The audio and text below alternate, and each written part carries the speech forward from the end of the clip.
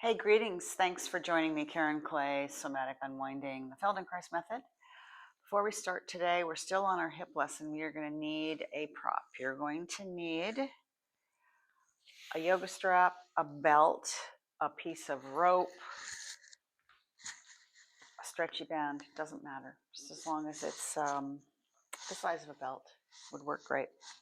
So let's begin in standing. Please find yourself in standing and notice the weight on your feet. Notice what your awareness of your hip joints is and if it's grown over the last couple of weeks. And then, as we have been doing, move forward and back over your feet very slightly, just so you can gauge your weight and the rebound of forces that comes from the diving board of the earth. And then move right and left. Again, you're looking for between front, back, and right, left, the place where you get the tallest, where uprightness is effortless, where you feel easy. Okay, let's come over to your mat. We're not working against a wall today, so you don't have to worry about that.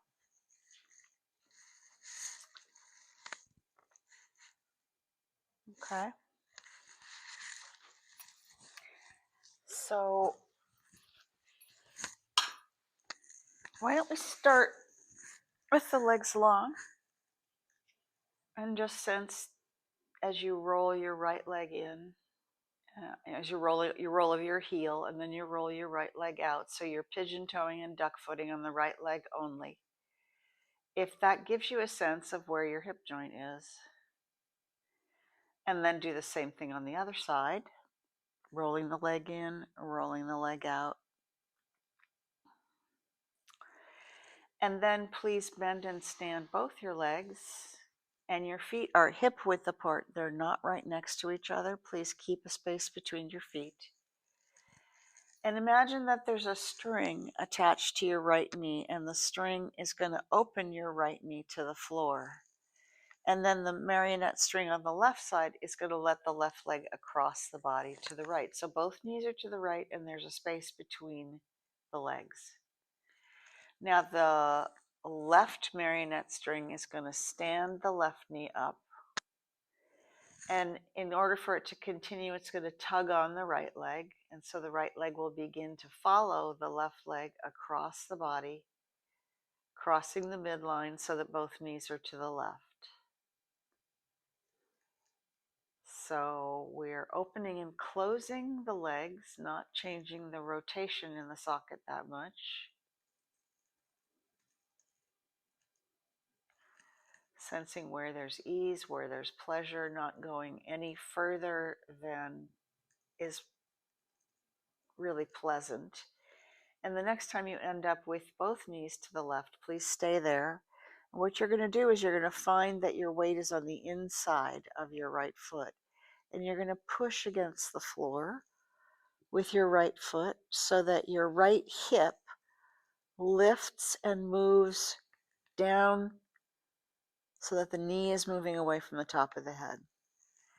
Let go and then push again and let go. So notice what happens. It opens the front of your hip as you send your knee away from the top of your head by pushing through your right foot. Push through your right foot, send your right knee away. It opens the hip. It also begins to roll you to the left. And it also lifts your back away from the floor. So now cross to the other side. Press with the inside of the left foot. Send the knee away from the top of the head. That's the left knee. Push through the foot. Lengthen the hip. And now just feel free to take a few moments to go back and forth. Pushing on one side, letting go, crossing to the other side. Once you're there, slowly pushing through the foot to lengthen the knee away from the top of the head, to roll the spine to the right or to the left, to lift the spine away from the floor.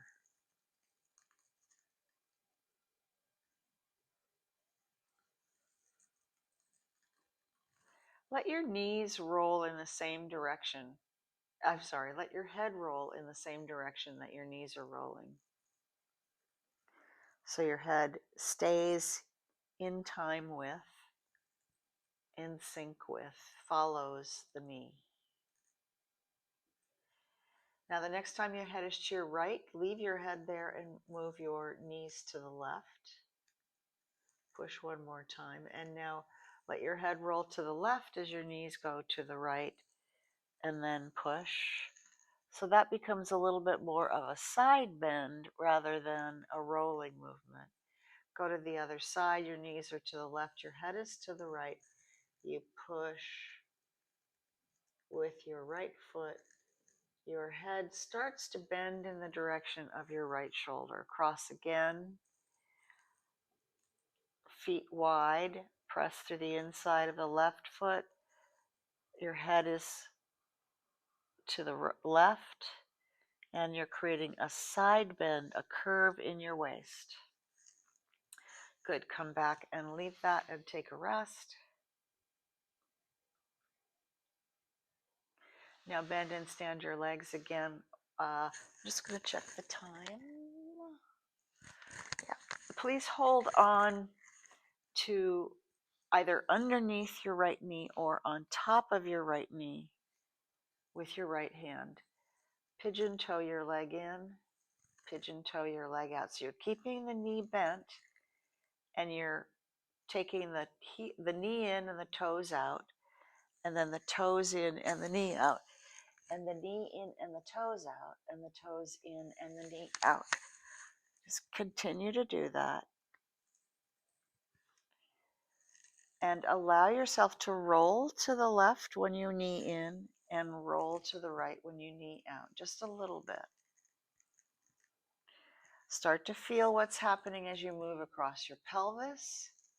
Start to feel what's happening in your waist, how you're bending to one side and bending to the other side.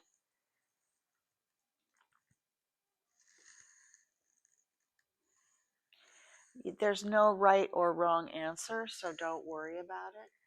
Think about your head being somehow connected to your foot. Don't worry about what transpires. Just start to feel that your head and your foot are somehow doing something that's related to each other. Just let that develop for yourself. Okay, good. Take a rest again.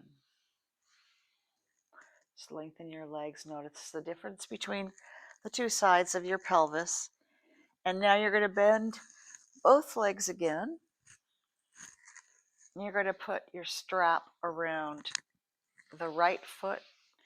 You're going to hold on to the strap with your elbow on the inside of your shin. And your grasp on the strap is like this with your thumb pointing towards the foot. You don't have to point your foot to the foot, but your thumb to the foot, but that just gives you an idea of where you're going. So now you fold the leg, keeping the elbow on the inside of the knee. So you're folding the leg, keeping it on the inside of the knee. Now, what happens to the right side of your pelvis and the left side of your pelvis when you flex your knee? Are they doing the same things, or are they doing something slightly different? Good.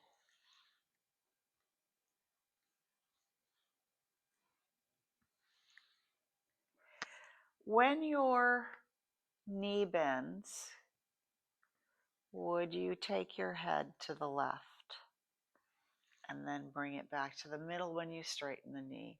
Head to the left, knee to the right. Head to the left, knee to the right. Good. Now we're going to hold on with our hand and our elbow outside of the shin, and you're going to bend again. and straighten. So this is a very strange movement. Make it small. You're still toeing in, like we've been doing all along. You're toeing in and bending the knee. That means toes go in, heels goes out. Whoops, you can't see that. Toes go in, heel goes out. Toes go in, heels go out. And when you bend, let your head bend to the left. So your toes and your head are somehow doing the same thing.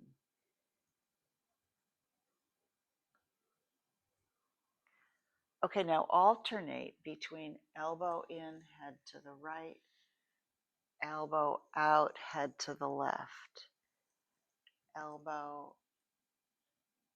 in, head to the right, elbow out, bend the knee, head to the left.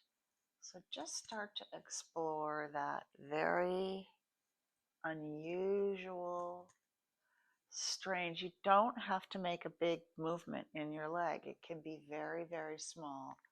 Okay, good. Take a rest. Let everything down. Sense the difference in the sensations between your right hip, which just received a ton of information, and your left hip, which is awaiting its turn. And let's begin on the other side. This time you're going to bend and stand both knees. You're going to hold on underneath or on top, whatever's more comfortable for you, your left knee, and you're going to take the foot out and the knee in and bring the knee to the right. And then you're going to take the knee out and the foot in and take your knee to the left. So knee in, foot out, knee to the right, knee out, foot in, head to the left. So your knees are moving with your head. They're both going to the right and to the left. As you turn your leg inside out, where you're pigeon toeing, and then turn your leg outside in, where you're opening your knee.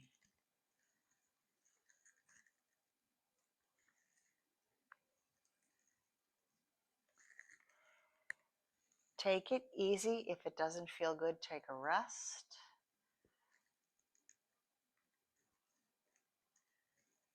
And good. Let's bring the strap around the left foot. Hold on the inside of the left shin with the left hand and begin to flex or fold the knee so that the foot comes closer to the pelvis. Just a slight, small movement. Let your head move to the knee as you flex. So you can tilt towards the knee or you can roll towards the knee with your head. Whatever makes sense compositionally to you. Whatever feels the opposite, natural, the opposite of artificial. Okay, now you're going to switch and hold on to the strap outside the leg. So now you're going to have to bend the knee inward and the foot outward in order to keep the hand on the outside. So try it again.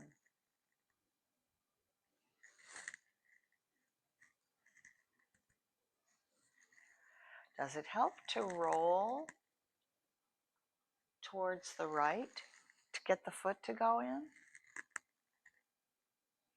For me on this side, because I have a glitch in my hip, it really makes a difference if I roll to the right a little bit. So now go back and forth. Knee out, head to the right, knee in, head to the left. Knee out, head to the right, knee in, head to the left. Rolling or not rolling, depending on what you like. You could make a big rolling movement from side to side when you fold the knee in and fold the knee out. When you fold the knee out, you roll to the left towards the knee that's open. when you roll the knee in, you roll in the direction that the knee is going towards the left.